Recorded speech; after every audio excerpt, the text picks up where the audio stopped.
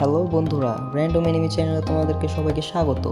আজ আমরা দেখব এবং সহজ ভাষায় বুঝবো অ্যাটাক অন টাইটান সিজন 1 এর সম্পূর্ণ কাহিনী। অ্যাটাক অন টাইটানকে বলা হয় সর্বকালের অন্যতম সেরা এনিমে, কারণ এর অসাধারণ গল্প, রহস্য এবং দুর্দান্ত চরিত্র একে নিয়ে গেছে অন্য উচ্চতায়। আজকের ভিডিওতে আমি সিজন 1 এর পুরো গল্প সহজভাবে তুলে ধরার চেষ্টা করব। যারা এখনো সিজন 1 দেখেননি তাদের জন্য আগেভাগে আমি বলে রাখছি, স্পয়লার অ্যালার্ট।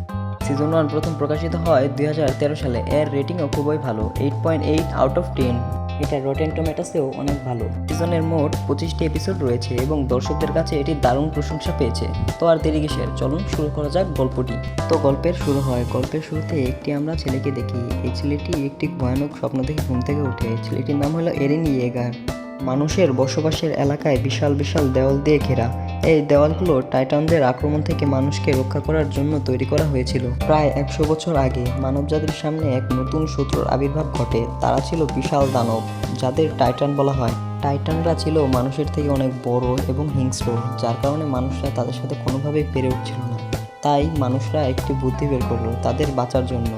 নিজেদের বাঁচানোর জন্য মানুষ 3টি বিশাল দেওয়াল নির্মাণ করে। প্রথমটি হলো ওয়াল মারিয়া, দ্বিতীয়টির নাম হলো ওয়াল রোজ এবং তৃতীয়টির নাম হলো ওয়াল সিনা।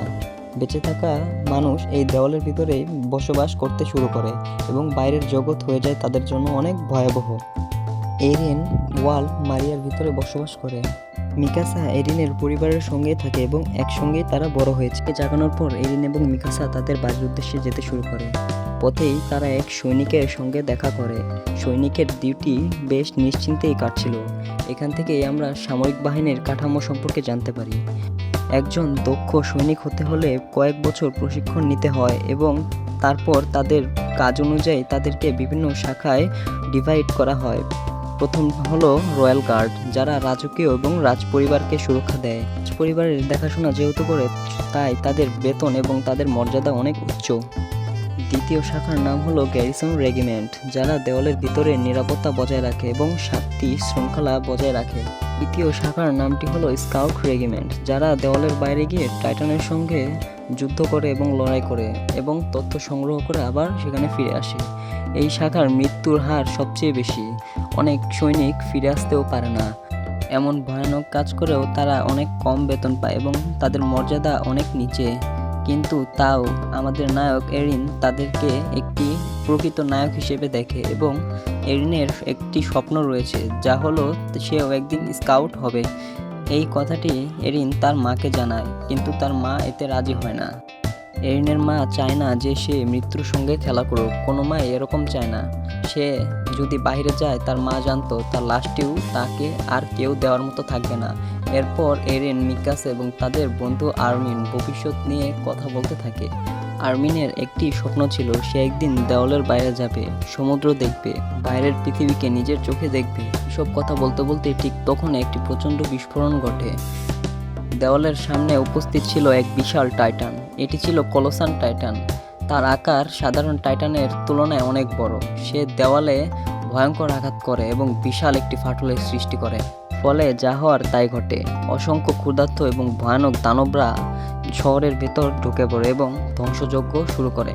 এরিন তার মাকে বাঁচানোর চেষ্টা করে, কিন্তু পরিস্থিতি খুবই খারাপের সৃষ্টি হয়। একটি সৈনিক এসে এরিনকে নিয়ে যাওয়ার জন্য আসে, কিন্তু সৈনিকটি দেখতে পারে মিকাসা এবং এরিনের মাকে। সে টাইটানটি খুব বিভৎসভাবে খেয়ে মেরে ফেলে। এখান থেকে এরিনের জীবন শুরু হয় একটি ভয়াবহ বাস্তবে। তখন হয় আরেক ঘটনা। আর্মার টাইটান এসে ওয়াল মারিয়ার প্রধান গেটে ভেঙে ফেলে। ফলে টাইটানরা শহরের ভিতর ঢুকতে থাকে। বেঁচে যাওয়া মানুষ ওয়াল রেঞ্জের ভেতরে আশ্রয় নিতে হয়। এদিকে এরিন শপথ করে যে একদিন সে সব টাইটানকে ধ্বংস করবে। এরিনের প্রতিশোধ নেওয়ার ইচ্ছা আরও শক্তিশালী হয় এবং সে ভবিষ্যতে টাইটানদের বিরুদ্ধে লড়াই করার সিদ্ধান্ত নেয়। তাদের ট্রেনিং নিতে হবে 3 বছরের। এই ছেলেটির নাম হলো এনি এবং এই মেয়েটির নাম হলো সাসা।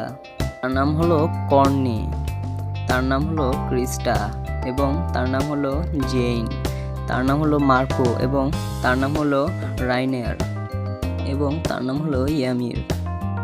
তারা খুবই গুরুত্বপূর্ণ চরিত্র, তাই আমাদের তাদেরকে মনে রাখতে হবে।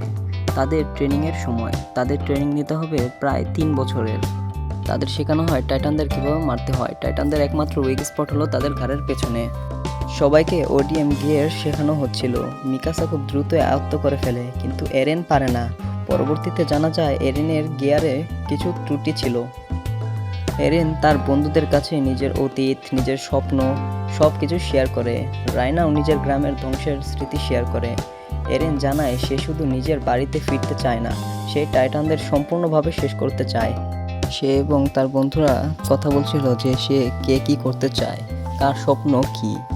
কিন্তু এরেন দৃঢ়ভাবে ঘোষণা করে সে পৃথিবীকে বাঁচাবে এবং পৃথিবীর সমস্ত টাইটানকে ধুলোয় মুছে ফেলবে। পরের দিন সকালে গিয়ারের বেল্ট পরিবর্তন করার পরে তারা ট্রেনিং করে। তারা 3 বছরের কঠিন পরিশ্রম করে। 3 বছরের কঠিন পরিশ্রম করার পর তাদের গ্র্যাজুয়েট সম্পূর্ণ হয়। মিকাসা, রাইনার, বল্টোল্ড, অ্যানি, এরেন সহ অনেকে শীর্ষ অবস্থানে থাকে। এরপর সৈনিকদের বিভিন্ন শাখায় যোগ দেওয়ার সুযোগ দেওয়া হয়। অনেকেই নিজের ভবিষ্যৎ নিয়ে সিদ্ধান্ত নিতে শুরু করে, কিন্তু আর্মিন এবং এরেন সিদ্ধান্ত নেয় তারা মানবজাতির জন্য লড়াই চালিয়ে যাবে। পরের দিন রাইনার এরেনের অতীতের কিছু ঘটনা নিয়ে দুঃখ প্রকাশ করে। সবাই লড়াই করছিল, সবাই একের পর এক যুদ্ধ করছিল টাইটানদের বিরুদ্ধে। সবাই বাহির থেকে গোলাবারুদ মারছিল, কিন্তু টাইটানরা শেষ হচ্ছিল না। হঠাৎ করে একটি কলোসাল টাইটানের আবির্ভাব ঘটে। সে এসেই উপর স্থাপিত কামানগুলো ধ্বংস করে দেয়। এতেই বোঝা যায় কলোসাল টাইটান সাধারণ টাইটানদের মতো নয়, বরং অনেক বেশি বুদ্ধিমান। আক্রমণের পর কলোসাল টাইটান হঠাৎ করে অদৃশ্য হয়ে যায়। এদিকে অসংখ্য টাইটান শহরে ঢুকে পড়ে। সৈনিকদের বিভিন্ন দলে ভাগ করে দেওয়া হয় টাইটানদের বিরুদ্ধে লড়াই করার জন্য। সবাই লড়াই করছিল, এরিনও লড়াই করছিল।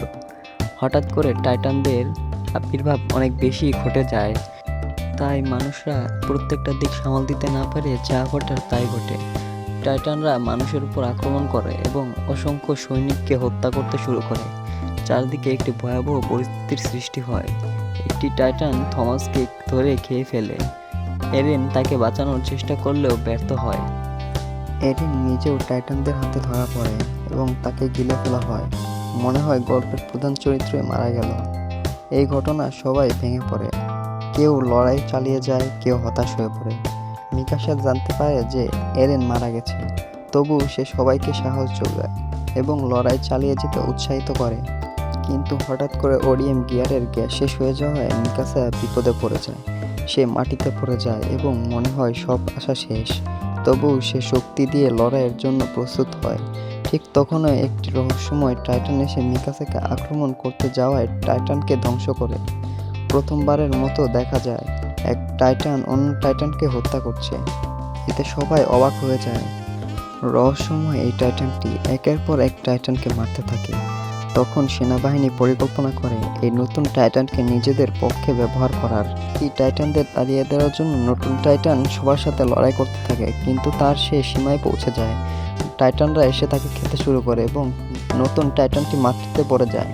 সাদা ধোঁয়ার মধ্যে দেখা যায় এরিন এখনও জীবিত এবং সে নতুন টাইটানের ঘাড়ের ভেতরেই ছিল। এর অর্থাৎ হলো নতুন টাইটানটি আর অন্য কেউ নয়, বরং এরেন নিজেই। এরেনের হাত পা আগের মতো স্বাভাবিক হয়ে যায়। এটা দেখে সৈনিকরা তাকে বের করে আনে এবং আর্মিনকে ঘিরে ফেলে। তারা এরেনকে একটি দানব বলে মনে করছিল। সৈনিকরা এরেনকে হত্যা করতে চাইছিল। তখন আর্মিন তার একটি স্বপ্নের কথা মনে পড়ে, যেখানে তার বাবা তাকে একটি ইনজেকশন দিয়েছিল। এরেন বুঝতে পারে সেই চাবির সাহায্যে তাকে বেসমেন্টের গোপন রহস্য জানতে হবে এবং নিজের নতুন শক্তিকে নিয়ন্ত্রণ করতে শিখতে হবে। আর্মিন সবাইকে অনুরোধ করে এরেনকে যেন আরেকটি সুযোগ দেওয়া হয়। সে বলে এরেন হয়তো মানবজাতির শেষ আশা। এরেন নিজেও জানতো না তার সাথে কি হচ্ছে। তখনই কমান্ডো পিক্সিস এসে এরেনকে বাঁচিয়ে নেন। এরপর এরেন, আর্মিন এবং সেনাবাহিনীরা মিলে একটি পরিকল্পনা তৈরি করে। পরিকল্পনাটি ছিল এরেন তার টাইটান শক্তি ব্যবহার করে একটি বিশাল পাথর তুলে গেটটি বন্ধ করবে, যেটি কোলোসাল টাইটানটি ভেঙে ফেলেছিল।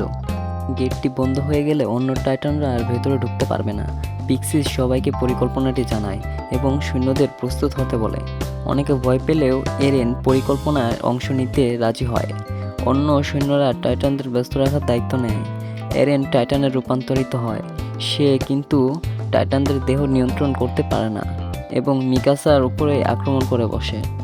এরেন বিশাল পাথরটি তুলে নেয় এবং ধীরে ধীরে গেটের দিকে এগোতে থাকে। সৈন্যরা বুঝতে পারে এরেনকে রক্ষা করতে হবে এবং তার জন্য পথ পরিষ্কার করতে হবে, যদিও এতে তাদের প্রাণের ঝুঁকি ছিল। এরেন এগিয়ে যায় এবং সফলভাবে গেটটি বন্ধ করে দেয়। এটি ছিল টাইটানদের বিরুদ্ধে মানবজাতির প্রথম বিজয়। শহরের ভেতরে থাকা টাইটানদের স্কাউট ও সৈন্যরা হত্যা করে। এরপর সৈনিকদের মৃতদেহ সংরক্ষণ করা হয়। এর ভিতরে পাওয়া যায় আরেকটি দুঃসংবাদ, মিকাসারও মৃত্যু হয়েছে। এটা নিশ্চিত নয়, কিন্তু তার ওডিএম গিয়ার নিখোঁজ, তাই তারকে সবাই ধরে নিয়েছে যে তার মৃত্যু হয়েছে। এরেনকেও কারাগারে রাখা হয়। কমান্ডো এরউইন এবং লেডির তার বিশেষ বাহিনীর সঙ্গে এরেনকে দেখতে আসে। তারা ওয়াল ও টাইটানদের রহস্য নিয়ে আলোচনা করে এবং তারা এরিনের কাছ থেকে জানতে চায় এরিন আসলে কার পক্ষের, টাইটানদের নাকি মানবজাতির। এরিনকে নিজের দলে নিতে চায় যাতে সে মানবজাতির কল্যাণের জন্য লড়াই করতে পারে এবং টাইটানদের বিরুদ্ধে যেতে পারে। এরিন তার প্রস্তাবে রাজি হয়। তবে এরিনের বিচার হওয়ার কথা ছিল। তার ঠিক কয়েকদিন পর এরিনকে আদালতে হাজির করা হয়। সামরিক বাহিনীর কিছু সদস্য এরিনকে হত্যা করতে চাইলেও এরউইন যুক্তি দেয় যে এরিন মানবজাতির জন্য অত্যন্ত গুরুত্বপূর্ণ। বিচারের সময় বিভিন্ন পক্ষ নিজেদের মতামত তুলে ধরে। এরিনের ভবিষ্যৎ নিয়ে বিতর্ক শুরু হয়ে যায়। শেষ পর্যন্ত সিদ্ধান্ত নেওয়া হয় যদি এরিন কোনোভাবে ভুল করে তাহলে তাকে সঙ্গে সঙ্গে হত্যা করা হবে। এরপর তাকে স্কাউট রেজিমেন্টের হাতে তুলে দেওয়া হয়। কিছু টাইটানদের বন্দি করা হয় এক্সপেরিমেন্টের জন্য। এক্সপেরিমেন্টের পরে জানা যায় তারা সূর্যের আলোতে অনেক শক্তিশালী, কিন্তু অন্ধকারে তারা অনেক দুর্বল হয়ে যায়। আরও জানা যায় যে টাইটানদের বেঁচে থাকার জন্য খাবার পানির কিছুই দরকার নেই। তারা মানুষকে শুধু হত্যা করে খায় শুধুমাত্র তাদের বংশবৃদ্ধির জন্য। কয়েকদিন পর তারা গবেষণার ওই 2 টাইটানকেও হত্যা করে। এরপর সবাইকে নিয়ে সিদ্ধান্ত নেয় তারা কোন শাখায় যোগ দিবে। মিকাসা বলে সে এরিনের কাছেই থাকতে চায়। এখন আপনার একটি প্রশ্ন থাকতে পারে, মিকাসা আসলো কিভাবে? মিকাসা না মারা গিয়েছে? তাহলে আপনাকে আবার বলে রাখি, আমি প্রথমে কি বলেছিলাম যে মিকাসা মারা গিয়েছে শুধুমাত্র ধারণা, তার গিয়ারটি পাওয়া না। এখন আপনার একটি প্রশ্ন থাকতে পারে, মিকাসা বেঁচে থাকলো কিভাবে? সে তো মারা গিয়েছে। তাহলে আপনাদেরকে আবার বলে রাখি, আমি বলেছিলাম মিকাসাকে শুধুমাত্র অনুমানের ভিত্তিতে বলা হয়েছিল, তার ওডিএম গিয়ারটি না পাওয়ার কারণে। শেষ পর্যন্ত 19 জন স্কাউট রেজিমেন্টে যোগ দেয়। 1 মাস পর তাদের একটা নতুন টাইটানের সাথে দেখা হয়, তার নাম হলো ফিমেল টাইটান। তাদের লক্ষ্য ছিল টাইটানদের বিরুদ্ধে আরও নতুন কিছু তথ্য বের করা। এরউইন বিশেষ ফরম্যাটে সবাইকে ভাগ করে দিচ্ছিল, এরিন ছিল মাঝখানে। তাদের একটাই লক্ষ্য ছিল টাইটানকে এড়িয়ে শুধুমাত্র তাদের বেসে ফিরে যাওয়া। সে ছিল ফিমেল টাইটান, সে সরাসরি স্কাউটের উপর আক্রমণ করছিল না। এ কথাটা আপনিও যদি ভেবে থাকেন তাহলে ভুল, সে সরাসরি আক্রমণ করছিল, কিন্তু তাদের মনে হচ্ছিল সে একটি মানুষ। সেও টাইটানের রূপ নিয়েছে এবং টাইটানের শক্তি ব্যবহার করছে। ফিমেল টাইটান একের পর এক সৈন্যকে হত্যা করতে থাকে এবং এরিনকে খুঁজতে থাকে। তারা পালাতে পালাতে জঙ্গলের ভিতর ঢুকে যায়, সেখানেও ছিল অসংখ্য নর্মাল টাইটান। ফিমেল টাইটানের লক্ষ্য ছিল একটাই, এরিনকে যে কোনোভাবেই খুঁজে বের করা। এটা হলো attack on Titan season 1 part 1। আমি পার্ট 2 খুব দ্রুতই দিয়ে দিব। আর ভিডিওটা এত তাড়াতাড়ি শেষ করার জন্য আন্তরিকভাবে দুঃখিত। আমার ভিডিও যদি আপনার কাছে একটুও ভালো লাগে তাহলে অবশ্যই সাবস্ক্রাইব করবেন এবং লাইক দিবেন এবং আপনার আজাইরা বন্ধুকে শেয়ার করবেন। তো দেখা হচ্ছে পার্ট 2 এ। বাই বাই, আল্লাহ হাফেজ।